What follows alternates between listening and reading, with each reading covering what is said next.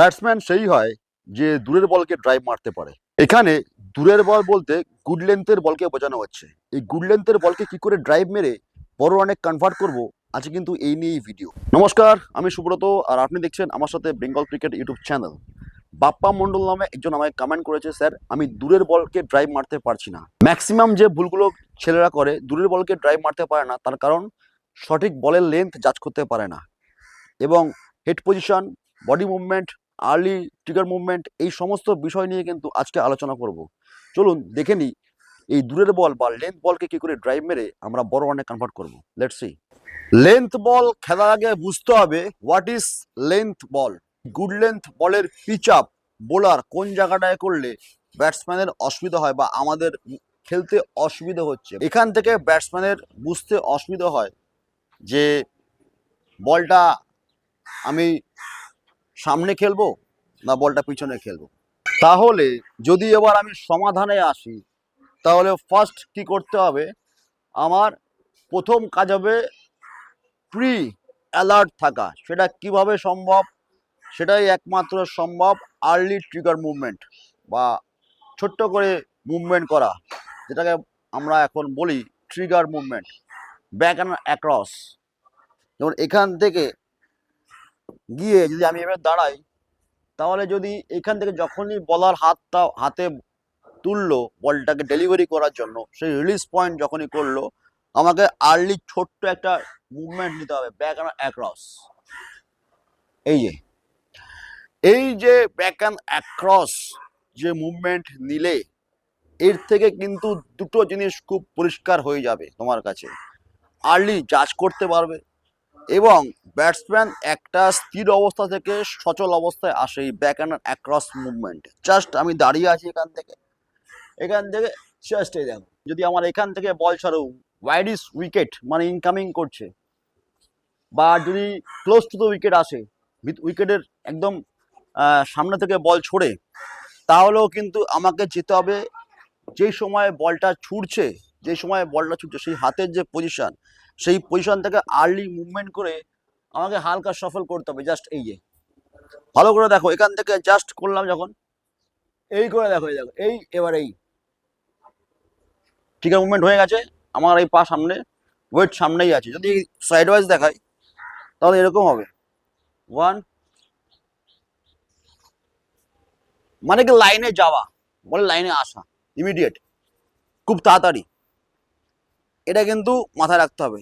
Just এখান থেকে এই দেখো, জাস্ট পাটা এখান থেকে এই খুলে এটাকে স্টেবল রাখছি। এবার কি দেখো, দুটো পায়ের মাঝখানে কিন্তু আমার বডিটা স্টেবল আছে, খুব ভাইটাল। আইদার যারা এটা হ্যাবিচুয়েট না, এই ডিলটা করতে পারো। জাস্ট এখান থেকে দিয়ে ওয়ান, গিয়ে এই মুভমেন্ট টু, ফার্স্ট তোমার এইটা আসছে, দেন এই লাইনে গেলে পিছনে একটু ব্যাক অ্যান্ড অ্যাক্রস, এবং এখান থেকে ব্যাক অ্যান্ড অ্যাক্রস যাওয়ার যে রহস্যটা, সেটা কি আমি বলের পিছনে আসলাম, that's call back and across. Back and across তো আমি এখানে যাব না কখনোই। অফ টাইম থেকে বল আসছো, তো আমি অফ টাইমের লাইনে আসলাম, পুরো বলের লাইনে আসবো। কেন আসবো তারও বিস্তারিত বলছি। দেখো, এই পয়েন্টে কথা বলছি, আমি ব্যাক অ্যান্ড অ্যাক্রস আসলাম। এইবার আমার পক্ষে হয়ে যাচ্ছে কি, আমার এলবোটা লাইনে এসে গেছে, শোল্ডার লাইনে এসে গেছে। এবার কিন্তু আমার এখান থেকে ব্যাটটাও কিন্তু বলের সোজা যাবে। আমার হেড পজিশন, এবং তার সঙ্গে সঙ্গে কিন্তু আমার হেড পজিশন, সেটাও কিন্তু ভেরি ভেরি স্টিল, মাথায় রাখতে হবে। তার সাথে আমার হেড পজিশনে কিন্তু স্টিল থাকছে। যখনই আমি ব্যাক অ্যান্ড অ্যাক্রস যাচ্ছি, তার মানে কি বলের মেজারমেন্টে আমি আসছি, বলের লাইনে আমি আসছি, বডি থেকে দূরে যাচ্ছি না, বডি থেকে দূরে খাওয়ার চেষ্টা করছি না। হালকা back and across, weight transfer আমার সামনেই থাকছে। এবার যখন আমি যাচ্ছি খেলতে, তখন কিন্তু আমার টোটাল বডি লাইন আপটা বলের লাইনে আছে। এবার যদি আমার গুড লেন্থে বল পড়ে, তাহলে সর্বপ্রথম আমাকে যেতে হবে কি দিয়ে, আমি তো হালকা ট্রিগার মুভমেন্ট করে নিলাম। এইবার যখনই আমার হালকা ট্রিগার মুভমেন্ট এখান থেকে হয়ে গেল, এই যে ওয়ান, এবার কিন্তু আমার যাওয়া, যাওয়া যাওয়া। এবার যাওয়াটা কিন্তু দেখো এই যাচ্ছি, weight transfer weight transfer weight transfer. এবার যাচ্ছি এবং সঙ্গে সঙ্গে আমার এলবোটাও যাচ্ছে, এই দেখো ওয়েট ট্রান্সফার ওয়েট ট্রান্সফার। এটা খুব গুরুত্বপূর্ণ। তাহলে ব্যাক অ্যান্ড অ্যাক্রস, বলের পিছনে আসা, ট্রিগার মুভমেন্ট, এই সমস্ত কিছু বুঝে গেলে 3 নম্বর এবং 4 নম্বর পয়েন্ট যেটা বলছি সেটা হচ্ছে আমার যখনই ব্যাক অ্যান্ড অ্যাক্রস আসছি আমার হেডটা কিন্তু টোটালি বলের লাইনে আছে এবং বডি বলের পিছনে আছে, তাই আমার চান্সেস কম হয়ে যাচ্ছে এই যে লাগার এবং বলকে না খেলার। 3 নম্বর পয়েন্ট যেটা সেটা হচ্ছে কি বলটা দূরে পিচাপ হবে, এবার দূরে পিচাপ। তো এখানে আমার কি করতে হবে, এখানে আমাকে যখন বেরিয়ে আমাকে এই দেখো এই স্ট্রাকচারে দাঁড়াতে হবে, লুক এট দ্য স্ট্রাকচার, এই স্ট্রাকচার, এরকম ব্যালেন্স হয়ে গেলাম। এখানে দাঁড়িয়ে আমি জাস্ট এখান থেকে ট্রিগার পয়েন্ট করে দেখো balance balance, I am ready to play any kind of ball my dear. আমি যে কোনো পরিস্থিতিতে, যে কোনো পজিশনে, যে কোনো পরিস্থিতিতে আমি বল খেলার জন্য রেডি আছি। আমি বল খেলার জন্য রেডি আছি যে কোনো অবস্থায়, সে বল আগে পড়ুক, পিছনে পড়ুক, দূরে পড়ুক, সামনে পড়ুক, ডাজন্ট ম্যাটার ফর মি। কারণ আমি আর্লি ট্রিগার মুভমেন্ট করে রেখেছি। প্রেশারের ক্ষেত্রে যদি অবশ্যই মাথা রাখবে, নট ফর স্পিনার, প্রেশারের ক্ষেত্রে এখান থেকে আমি আর্লি ট্রিগার মুভমেন্ট করা হয়ে গেছে। এবার এখান থেকে হালকা ব্যাক অ্যান্ড অ্যাক্রস, এবার আমি গেলাম লাইনটা চুজ করলাম। এবার আমার এখান থেকে কিন্তু বলটা যখনই আসছে, দেখো যতই আমি ব্যাক অ্যান্ড অ্যাক্রস করি না কেন আমার বডি ওয়েটটা কিন্তু সামনেই আছে, মাথা রাখবে।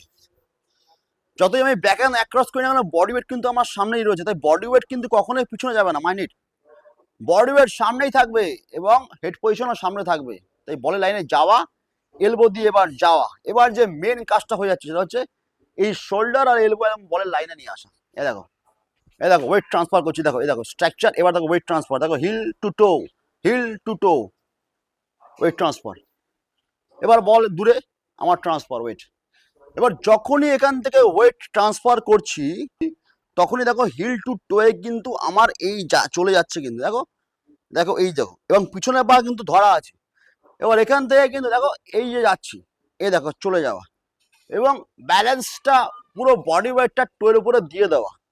এবং বলটা যদি দূরেও পিচ আপ হয়, যদি খুব দূরেও পিচ আপ হয়, তাহলে কিন্তু আমি এখান থেকে হিল টু টোয়ে যাচ্ছি এবং দেখো এখান থেকে কিন্তু মিট আপে, দেখো চোখের সামনে মিট আপ। দেখো যদি ওখানে দূরে পিচ আপ হয়, যদি দূরে পিচ আপ হয় তাহলে কিন্তু চোখের এই যে আসছে বলটা এখান থেকে wait for the ball, ball আসছে wait for the ball. Imagine করো বল আসছে এখান থেকে, ওয়েট ফর দ্য বল, এই ওয়েট ট্রান্সফার করলাম, জাস্ট এই যে দিয়ে দেওয়া, প্যাডটাকে শুধু দিয়ে দেওয়া, না ঠেলা এরকম কার্ভ করে, শুধু এই এলবোটাকে সোজা রেখে ব্যাটটাকে দিয়ে দিতে হবে। এবং এলবো অলওয়েজ যাবে এখানে হাই। এই দেখো চোখের সামনে ফিনিশ, যদি দেখতে পারো, দেখো চোখের সামনে ফিনিশ ঠিক এই জায়গায়, ডান হাতের গ্লাভসটা পড়বে, চোখের সামনে থাকবে ফিনিশ। এবং শর্ট খেলার পরেও আমি আর্লি ভিডিওতেও বলেছিলাম এলবোটা কিন্তু হাই হবে, উঠবে এরকম ভাবে, দেখবে একদম ব্রেড অ্যান্ড বাটারের মতন বল বেরোচ্ছে।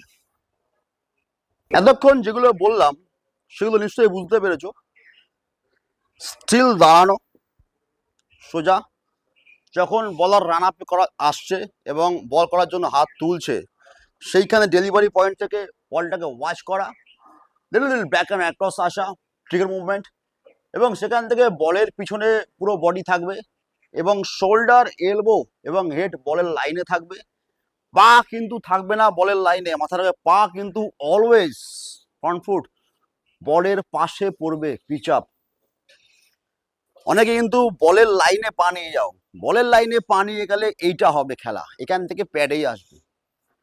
বলের পাশে অলওয়েজ পা, সব সময়ের জন্য বলের পাশে পা, এবং এই পার্টটাকে আসতে দাও, আসতে দাও। এই যে সামনে যদি দেখো এখান থেকে hill to to wait transfer করে মারছি এবং হেড পজিশন সোজা বলের লাইনে। ম্যাক্সিমাম যে ভুলগুলো করে তারা আগে থেকেই কি করে, এখান থেকে গিয়ে এইটা গিয়ে এই ঠেলে দেয়, যার জন্য খেলতে পারে না, বল এজ নিয়ে বেরিয়ে যায়। কিন্তু যখনই তুমি এই পার্টটাকে দেবে, এই পার্টটাকে দেবে, মাথা দিয়ে যাবে এবং এটাকে নিয়ে যাবে, দেখবে তোমার খেলা কিন্তু ঘুরে যাবে। অনেকের কি হয়, এই পার্টটা যায় না, এখান থেকে আপার পার্ট দিয়ে ধাক্কা দেয়। আপার পার্ট দিয়ে যখন ধাক্কা দেবে তখনই কিন্তু তোমার খেলা হবে না। দ্যাটস ওয়াই তোমাকে কি করতে হবে, এই পার্টটা কিন্তু বাড়িতে ড্রিল করো। এই দেখো 1 2, দেখো যাওয়া যাওয়া, এই যাচ্ছি যাচ্ছি, heel to toe, heel to toe সঙ্গে কোমর যাবে। এ দেখো weight transfer, weight transfer, weight transfer. এটা কিন্তু খুব ভাইটাল ড্রিল। তাহলে বাপ্পা মণ্ডল, তোমার এই লেন্থ বল খেলার ব্যাপারটা বুঝতে পারলে। সর্বশেষে একটা কথা বলবো এখানে, যে বলকে বডির কাছে যে ব্যাটসম্যান খেলতে পারবে সেই লেন্থ বল খেলতে পারবে। দূর থেকে কিন্তু খেললে লেন্থ বল কখনোই খেলা যাবে না। যে কোনো বল খেলতে গেলে তোমাদেরকে হ্যাবিট রাখতে হবে যে আমাকে আমার বডির কাছে খেলতে হবে, বডির কাছে বল খেলতে হবে, বডির কাছে খেলার চেষ্টা করো, বডিকে এলাবোরেট করো না, বডিকে কন্ট্রোল করো, বডির কাছে বল খেলো। বডির কাছে যখনই বল খেলবে তখনই কিন্তু তোমার লেন্থ বল কেন, যে কোনো বল খেলা তোমার পক্ষে ইজি হয়ে যাবে। তাই বলকে নিয়ে খেলো। আজ এই পর্যন্তই, দেখা হচ্ছে পরবর্তী ভিডিওতে। চোখ রাখো একমাত্র Bangla cricket channel Bengal cricket. Thank you so much.